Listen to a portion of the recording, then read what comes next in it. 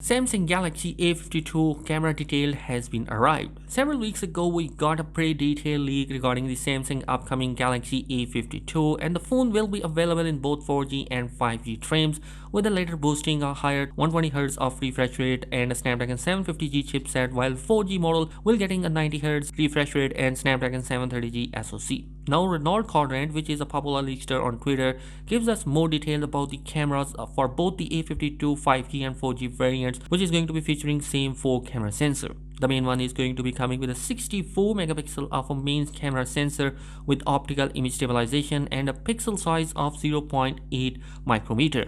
There is also a 12 megapixel ultra wide module with 123-degree field of view and 1.12 micrometer pixel size, and two 5 megapixel module for macro photography and depth data. In addition to that, we get more confirmation on the screen refresh rate, which are 90Hz for 4G and 120Hz for 5G trim, both of which are going to be supported at 800 nits of brightness. Both models of the Galaxy A52 will be featuring a 6.5-inch of Full HD Plus panel with a punch hole for 32 megapixel selfie camera and under display fingerprint reader. Other specs include 4500 mAh battery with 25 watt of charging, Android 11 One UI 3.1 with up to 8 gigs of RAM and 256 gigs of storage, with both models also supporting micro SD expansion. The Galaxy A52 Duo is expected to launch later in the month, with the 4G model to be priced around €349 and A52 5G will be retailed at €429. A little over a month ago, we have been hearing that the Samsung Galaxy M12 device is going to be launching in India pretty much soon, and it is going to be the first ever device that is going to be supporting the 90Hz of refresh rate inside, and probably I am pretty much excited about that particular device. Judging upon the Amazon images that has been surfaced online gives us a pretty much good detail about the design and some basic spec sheet which are going to be coming inside.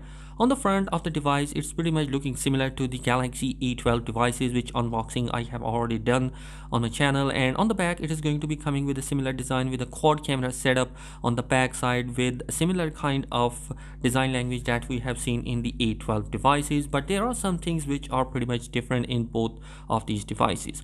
So the landing page which I have seen on the Amazon website gives us a detail that it's going to be coming with a 6.5-inch of LCD panel, and surprisingly it is going to be coming with a 90Hz of refresh rate. While there was no mention of that particular thing on the leaks, but surprisingly it's coming in the Samsung mid-range, or you can say budget level devices. Anyhow, that is not a reason that we can expect that M12 is going to be better than the A12 devices.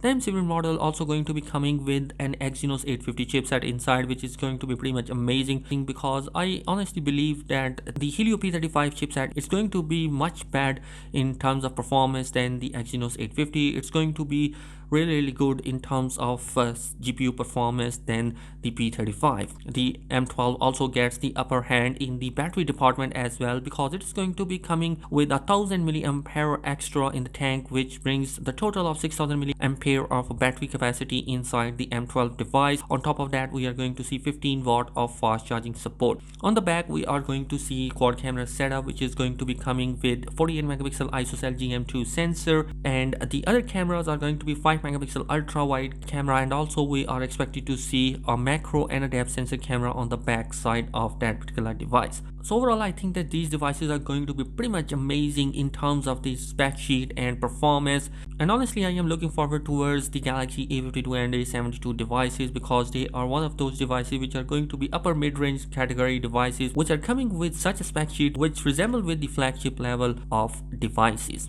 Anyhow, let me know your thoughts in the comment section below. What are your opinion about the A52 4G and 5G models? If you are new here on the channel, do consider subscribing it for daily tech video. Thanks for watching this video. Peace.